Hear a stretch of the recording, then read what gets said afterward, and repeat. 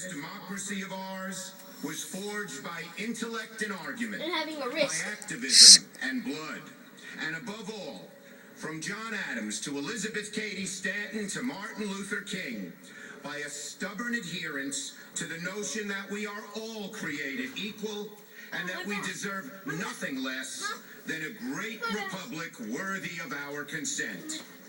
The theme of this year's inaugural is faith in America's future.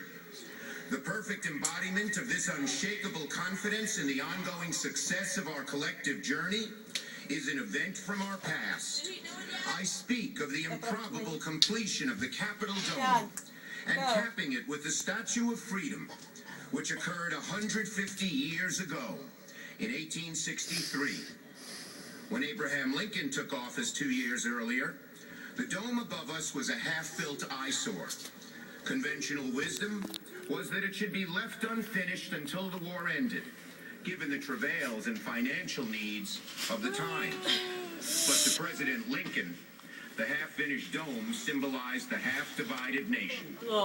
Lincoln said, "If people see the Capitol going on, it is a sign we intend the Union shall go on." And so, despite the conflict which engulfed the nation and surrounded the city, the dome continued to rise. On December 2nd, 1863, the Statue of Freedom, a woman, was placed atop the dome where she still stands today. In a sublime irony, it was a former slave, now free American. That's why I'm videoing this. Who helped to cast the bronze statue. Now, our present times are not as perilous or as despairing as they were in 1863.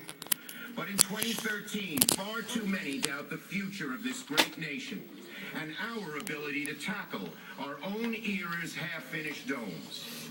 Today's problems are intractable, they say.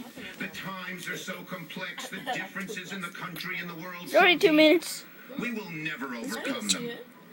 When thoughts like these produce anxiety, fear, and even despair, we do well to remember that Americans have always been, and still are, a practical, optimistic, problem-solving people.